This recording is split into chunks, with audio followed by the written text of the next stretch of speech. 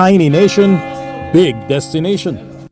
Israel, in the southern Levant region of West Asia, offers a diverse range of attractions. Historical and religious sites, vibrant cities, natural landscapes, and bodies of water are just some of the places one must see when in town. Jerusalem, the crossroads of faith. This old city is the setting of ancient tales of God and humanity. Visiting Jerusalem is to experience the Old and New Testaments of the Holy Book. Jerusalem, held dearly by Jews, Christians, and Muslims, is a bedrock of their beliefs. The streets and walls of the old city had seen destruction and transformation from centuries of conflict and war, that UNESCO declared it a heritage site since the early 80s to protect what's left of it. These are the streets of Jerusalem. We will be visiting four quarters of Jerusalem. That's, of course, the Christian quarter, the Jewish quarter, the Muslim quarter, and the Armenian quarter. Lots of pilgrims here today visiting various churches representing their own beliefs. Just outside the old city's walls in Mount Zion is the cenacle, where Jesus' apostles gathered after the Last Supper. Close to the cenacle is the tomb of King David, an important site to the Jews.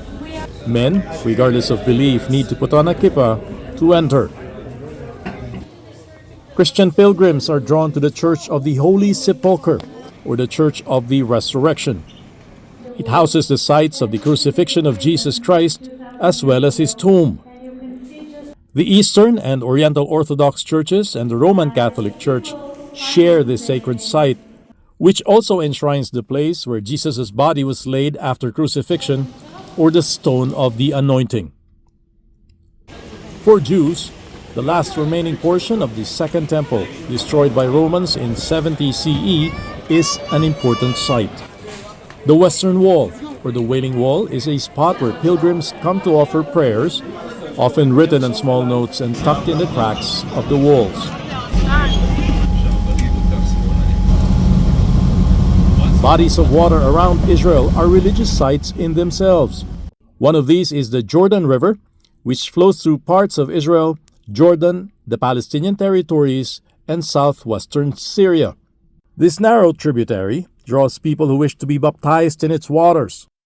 The Jordan River is the place, the river where Jesus Christ was baptized by John the Baptist. But interestingly, it is also a physical border between Israel, which is on this side, and Jordan, which is just across.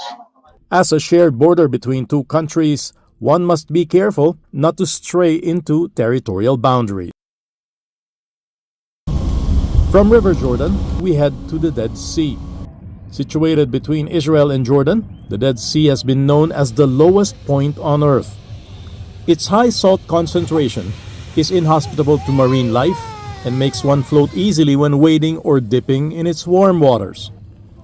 The Dead Sea is actually a lake, a symbol of desolation and atonement. From the Dead Sea, we head to the Sea of Galilee, another body of water popular with Christian pilgrims, as it is where Jesus performed many of his miracles. This is supposed to be where Jesus walked on water. From the standpoint of the town of Magdala, it's said to be the birthplace of Mary Magdalene. You can also see the Sea of Galilee from this spot. This is actually not an ocean or a sea. It is a lake. The town of Magdala along the Sea of Galilee is also seeing archaeological restoration efforts of ruins, including a synagogue, baths, and a harbor from old times. As popular as its religious sites and its nature destinations are Israel's museums.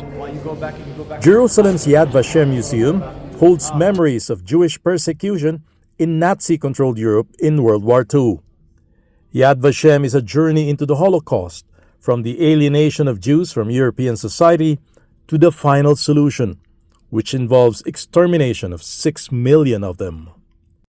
Now, this is the Yad Vashem Museum in Jerusalem, which was built in honor of the 6 million Jews who lost their lives during the Holocaust during World War II. But more than just a plain memorial, it aims to teach people about tolerance and the importance of keeping history alive to be told to future generations. In the Israeli city of Rishon LeZion is something that might interest Filipinos. There is a memorial built in honor of former Philippine President Manuel L. Quezon. This celebrates his compassion by allowing Jews from Europe to flee to the Philippines. About 1,000 of them actually arrived in the country at that time, and many other countries were closing their doors. Now, the city of Rishon LeZion is also a sister city of Quezon City in the Philippines, where another monument and an Israeli marker was also built near the Quezon City Memorial Monument. The three pillars, made of steel, represents the Philippine flag, positioned like open doors. Designed by Filipino Jun Yi and launched in 2009, footprints of 3 Holocaust survivors are imprinted on its marble base to immortalize President Quezon's deeds. Israel, a land of conflict and an inhospitable arid land, prides itself for its resilience through innovation on the fronts of agriculture, defense, science, medicine, and technology. At the Shimon Peres Institute for Peace and Innovation are exhibits of Israeli achievements in many fields and disciplines. These show how one nation is never cowed by challenges, always striving to make things better. Our journey begins and ends in the city of Tel Aviv, gateway to Israel and a bustling metropolis.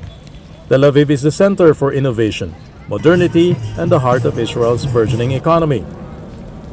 Tel Aviv sits on the edge of the sea where one can take a dip, unwind, absorb the vibrant energy of its people, and catch the Mediterranean sunset. All perfect ways to cap one's adventure of discovery of this amazing nation.